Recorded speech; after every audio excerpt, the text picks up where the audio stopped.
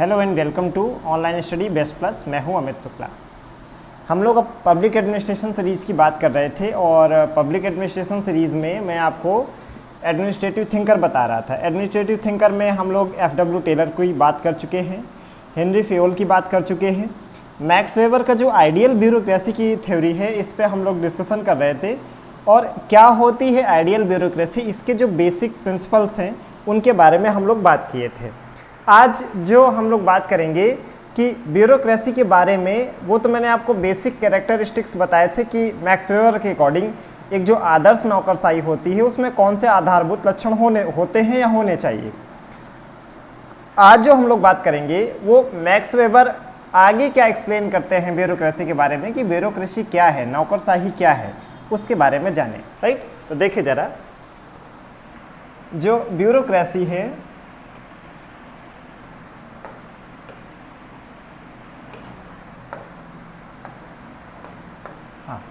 देखिए बच्चों,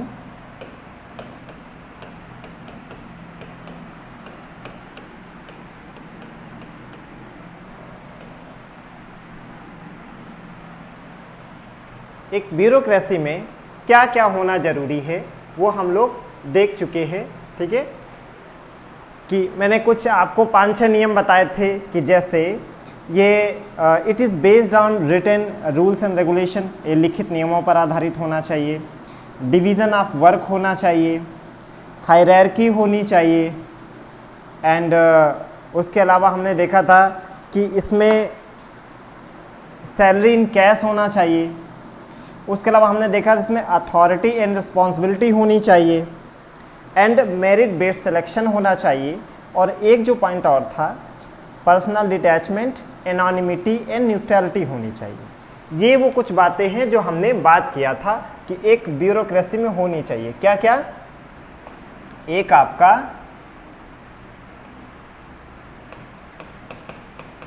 written rules, लिखित नियमों पर आधारित होना चाहिए, एक तो ये देखा। दूसरा हमने देखा merit based selection, merit based selection, योग्यता के आधार पर चयन होना चाहिए। थर्ड जो हमने देखा वो क्या था?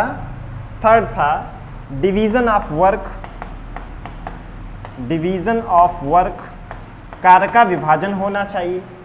इसके अलावा हम लोगों ने देखा था कि इसमें हायरार्की होनी चाहिए,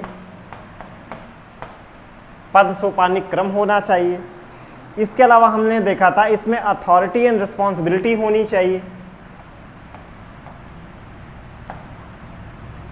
अथॉरिटी एंड अकाउंटेबिलिटी कहें या रिस्पॉन्सिबिलिटी कहें, ये होना चाहिए। इसके अलावा जो हम लोगों ने इसमें एक चीज़ देखी थी वो ये थी salary in cash, salary in cash, जो वेतन होना चाहिए वो नगद होना चाहिए, नगद वेतन होना चाहिए। और जो हमने छठवां नियम पढ़ा था कि इसमें क्या होना चाहिए, इसमें पर्सनल डिटैचमेंट होना चाहिए, एनोनिमिटी होनी चाहिए और इसमें न्यूट्रलिटी होना चाहिए। अगर ये चीज़ें किसी भी ऑर्गेनाइजेशन में पाई जाती हैं, वो ऑर्गेनाइजेशन अपने आप क्या हो जाता है? ब्यूरोक्रेसी हो जाता है। ये तो ब्यूरोक्रेसी के बारे में फंडामेंटल चीज़ें हैं। जिस भी ऑर्गेनाइजेशन में ये चीज़ें पाई जाएंगी, मैक्स वेबर के अकॉर्डिंग वो ऑर्गेनाइजेशन क्या हो जाता है? ब्यूरोक्रेसी या नौकरशाही हो जाता है। अब जो हमें ध्यान रखना है बच्चों, कि उन्होंने ब्यूरोक्रेसी को आगे जब एक्सप्लेन किया तो क्या कहा, आगे वो एक्सप्लेन करते हैं और आप देखें वो क्या कहते हैं नौकरशाही के बारे में। वो कह रहे हैं कि जो नौकरशाही है, इन सब को अगर हम लोग सम अप करें एक पॉइंट के अंदर, और थोड़ा सा इसका मैं साइज छोटा कर दूं, ठीक है, ताकि आसानी से आ जाए इसमें। ठीक है बच्चों, तो देखिए ज़रा वो क्या कह रहे हैं ब्यूरोक्रेसी के बारे में। ठीक, ये हमने ब्यूरोक्रेसी को पूरा एक उसके अंदर कर दिया। फिर वो कहते हैं कि ये जो ब्यूरोक्रेसी है ये एक्चुअली 3 चीज़ों में बटी होती है। वो कौन कौन चीज़ें हैं, क्या है ब्यूरोक्रेसी? तो मैक्स वेबर के अकॉर्डिंग जो ब्यूरोक्रेसी है ये एक डोमिनेंस है। क्या है बच्चों? ये एक डोमिनेंस है, ये एक प्रभुत्व है, प्रभुत्व। उसके बाद वो कहते हैं कि bureaucracy is a social structure या सोशल ऑर्गेनाइजेशन। ब्यूरोक्रेसी एक सोशल ऑर्गेनाइजेशन है, एक सामाजिक संरचना या सामाजिक संगठन है। और जो तीसरी बात वो कहते हैं ब्यूरोक्रेसी के बारे में, वो क्या है कि जो ब्यूरोक्रेसी है वो एक ग्लोबल फिनोमिना है।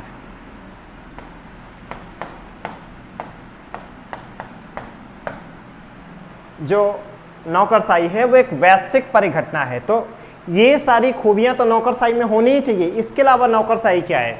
यह एक प्रभुत्व है, यह एक सामाजिक संरचना या सामाजिक संगठन है, और तीसरा यह एक वैश्विक परिघटना है। तो जब मैक्स वेबर नौकरशाही को एक डोमिनेंस बोलते हैं तो आखिर वो कौन सी बातें हैं जो नौकरशाही को एक डोमिनेंस बनाते हैं? ठीक है, तो देखो जरा क्यों ब्यूरोक्रेसी एक डोमिनेंस है। तो समझे, ब्यूरोक्रेसी में एक्चुअली 3 चीज़ें पाई जाती हैं जो इसे डोमिनेंस बनाती हैं। क्या हैं वो 3 चीज़ें? देखिए बच्चों, पहली चीज़, नौकरशाहों में फेस विजन होता है। Face vision. और जो दूसरा पॉइंट है वो है डाइवेस्ट विजन। Divest vision. और जो तीसरा पॉइंट है उसे हम लोग बोलते हैं साइन इरा आर्क स्टूडियो। वो क्या है? एक है फेस विजन, दूसरा है डाइवेस्ट विजन, और तीसरा है साइन इरा आर्क स्टूडियो। फेस विजन का मतलब होता है एक्सपर्ट नॉलेज। ये क्या है? Expert knowledge. डाइवेस्ट विजन का अर्थ होता है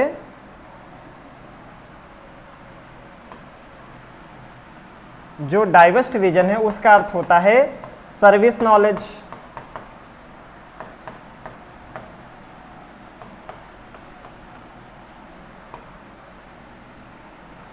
और जो साइन इरा आर्क स्टूडियो होता है इसका अर्थ होता है पर्सनल डिटैचमेंट।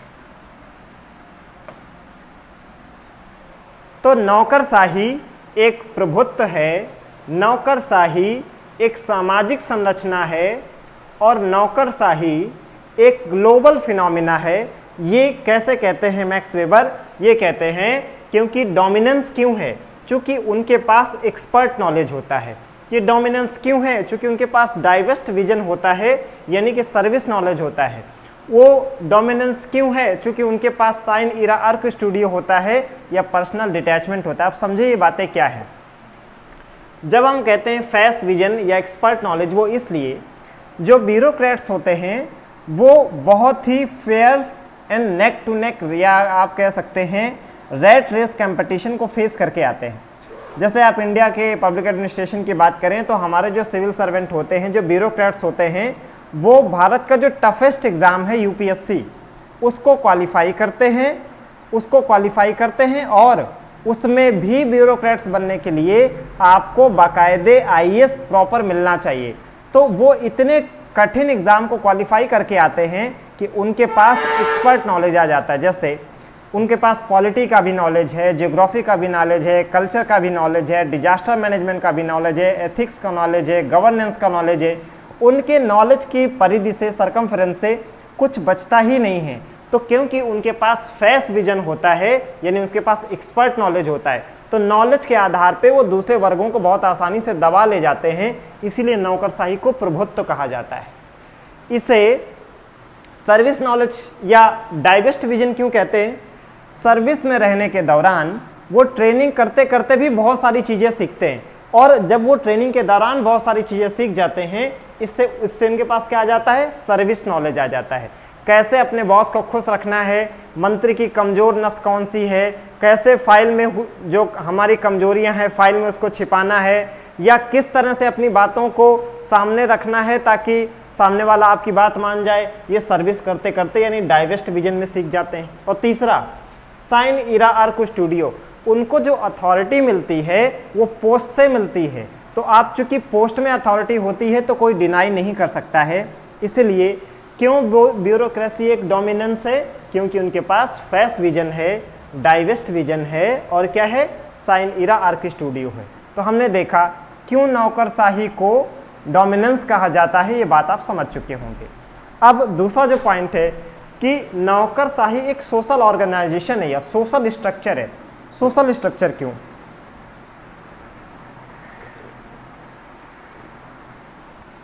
नौकरशाही को एक सोशल स्ट्रक्चर कहा जाता है? तो आप देखोगे जिस तरह से समाज में स्त्रीकरण होता है, स्ट्रेटिफिकेशन होता है कि समाज में सबसे छोटा इकाई कौन है, व्यक्ति है, व्यक्ति के बाद बड़ी इकाई कौन हो जाता है, परिवार, फैमिली हो जाती है, फैमिली से बड़ी यूनिट कौन हो जाती है, कम्युनिटी, समुदाय, और जो सबसे बड़ी यूनिट होती है वो कौन हो जाता है, समाज, सोसाइटी। तो जिस तरह से समाज में स्ट्रेटिफिकेशन होता है, सेम स्ट्रेटिफिकेशन ब्यूरोक्रेसी के अंदर भी होता है, इसलिए एक सोशल ऑर्गेनाइजेशन या सोशल स्ट्रक्चर है। दूसरा, आखिर ब्यूरोक्रेसी में जो लोग हैं अर्थात जो ब्यूरोक्रेट्स हैं वो भी इसी सोसाइटी से ही आते हैं, और इस सोसाइटी में भी किस सोसाइटी से, जो नॉलेज सोसाइटी है। तो हाँ, ऐसा नहीं है कि आईएएस पीसीएस जो हमारे प्रशासनिक अधिकारी हैं वो कहीं आसमान से कूदे हैं, वो आसमान से नहीं कूदे हैं, वो हमारे ही समाज का हिस्सा है, इसलिए भी वो सोशल स्ट्रक्चर है। और इसलिए भी सोशल स्ट्रक्चर है क्योंकि जैसे समाज में स्ट्रेटिफिकेशन होता है उनमें भी स्ट्रेटिफिकेशन होता है।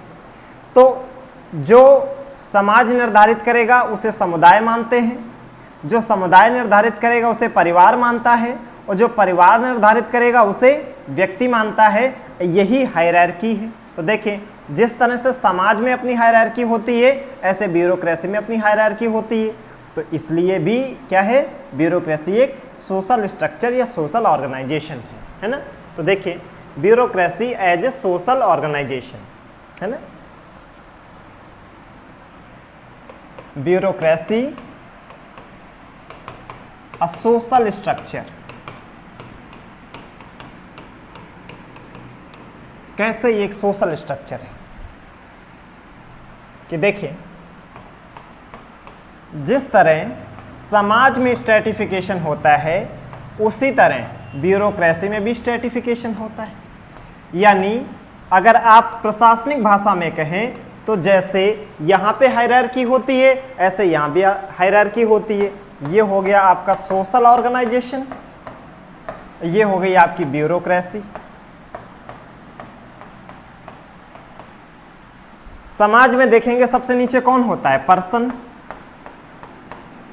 उसके ऊपर कौन होती है, फैमिली, उसके ऊपर कौन होता है, कम्युनिटी, और सबसे ऊपर कौन होती है, सोसाइटी। इसी तरह आप ब्यूरोक्रेसी में अगर देखेंगे तो यहाँ पे जैसे कौन हो गया, एसपी, एसपी के ऊपर डीआईजी, डीआईजी के ऊपर आईजी, और आईजी के ऊपर कौन हो गया, डीजीपी। जिस तरह से एसपी के ऊपर डीआईजी है, डीआईजी के ऊपर आईजी है, और आईजी के ऊपर डीजीपी है, और सबका हायरार्की में स्थान फिक्स है, कौन किसके ऑर्डर मानेगा, इसी तरह यहाँ भी है। अब चूंकि यहाँ जो ब्यूरोक्रेसी में लोग हैं यानी जो ब्यूरोक्रेट्स हैं वो भी इसी समाज का ही हिस्सा हैं, उसी तरह जैसे इसमें हायरार्की होती है इसमें भी हायरार्की होती है। जिस तरह अथॉरिटी और कंट्रोल रिस्पॉन्सिबिलिटी यहाँ फिक्स होती है, जैसे परिवार में जो सबसे बड़ा बेटा होता है या बड़ी बेटी है उसको अथॉरिटी भी ज़्यादा देते हैं और उसको दायित्व भी ज़्यादा देते हैं। इसी तरह जैसे डीजीपी है उसकी रिस्पॉन्सिबिलिटी आईजी से ज़्यादा होगी, आईजी की रिस्पॉन्सिबिलिटी डीआईजी से ज़्यादा होगी, डीआईजी की रिस्पॉन्सिबिलिटी एसपी से ज़्यादा होगी। तो जिस तरह division of work, authority and control, hierarchy यहाँ पाया जाता है उसी तरह का चीज़ें समाज में भी पाई जाती हैं। इसलिए ब्यूरोक्रेसी क्या है, एक सोशल स्ट्रक्चर है। बात आगे समझ में, हमने bureaucracy as a social structure भी देख लिया।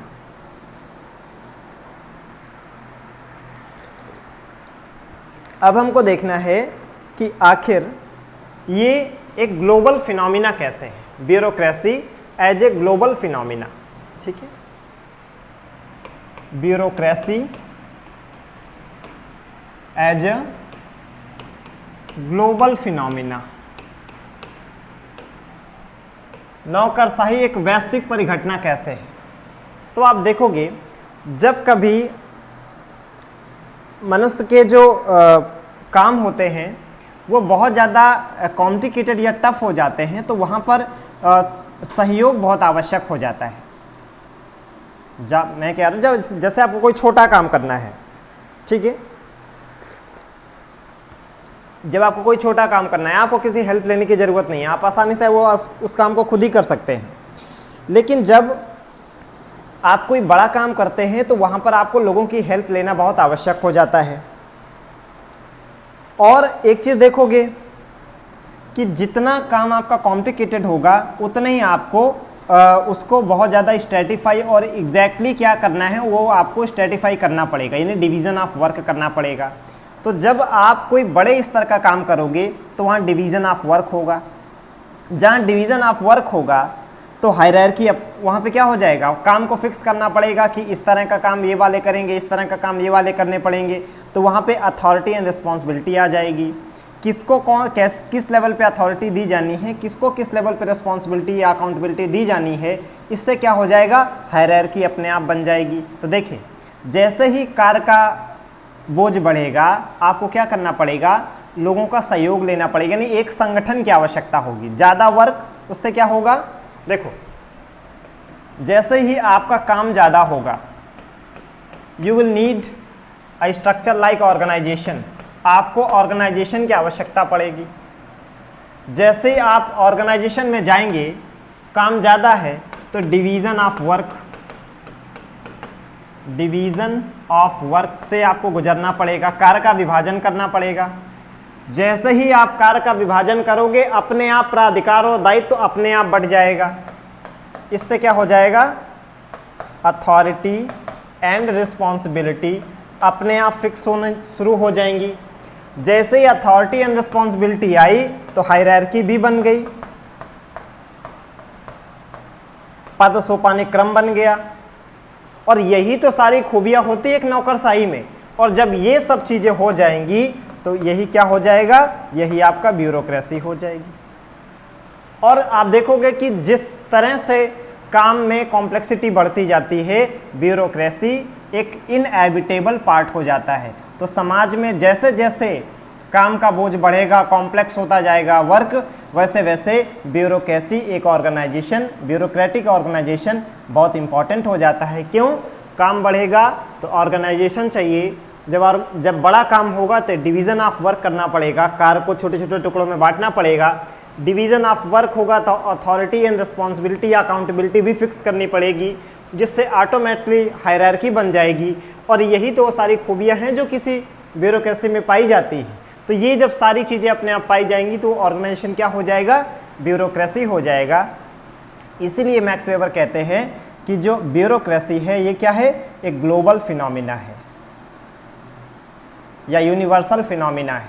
ठीक, तो क्या है ब्यूरोक्रेसी, ये हम लोगों ने देख लिया। ब्यूरोक्रेसी एक डोमिनेंस है। क्यों डोमिनेंस है, वो हमने फेस्ट विजन, डाइवेस्ट विजन और साइन हायरार्की स्टूडियो, ये एक सोशल स्ट्रक्चर है। क्यों सोशल स्ट्रक्चर है, पीछे एक्सप्लेन कर लिया। ये एक यूनिवर्सल फिनोमिना है। क्यों यूनिवर्सल फिनोमिना है, ये भी हमने देख लिया।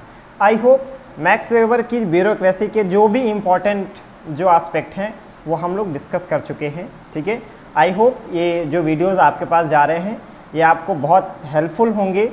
फिर भी अगर आपको कुछ पूछना है इस क्वेश्चन में या प्रीवियस ईयर में कोई क्वेश्चन इससे रिलेटेड आया है, सो प्लीज़ आप कमेंट सेक्शन में ज़रूर पूछें। अगर आप मुझसे पब्लिक एडमिनिस्ट्रेशन पढ़ना चाहते हैं, ठीक है, तो आप इस नंबर पे कॉल या व्हाट्सएप करके मुझसे कांटेक्ट कर सकते हैं।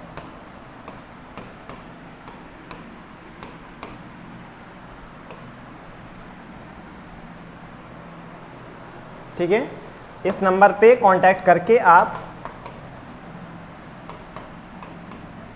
पब्लिक एडमिनिस्ट्रेशन पढ़ सकते हैं, और जिसमें मैं आपको आंसर राइटिंग प्रैक्टिस भी कराऊंगा कि कैसे एक अच्छा आंसर लिखा जाता है कम शब्दों में और with the optimum use of the flow chart. Flow chart कब बनाया जाना चाहिए, कहाँ पर फ्लो चार्ट नहीं बनाना चाहिए, अदरवाइज आपका आंसर इनकम्प्लीट माना जाएगा, ये सारी चीज़ें बताते हुए।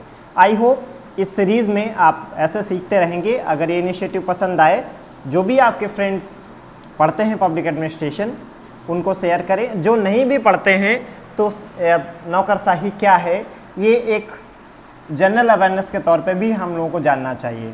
सो देखने के लिए धन्यवाद। आप लाइक शेयर सब्सक्राइब करें, शेयर करें। Thank you so much.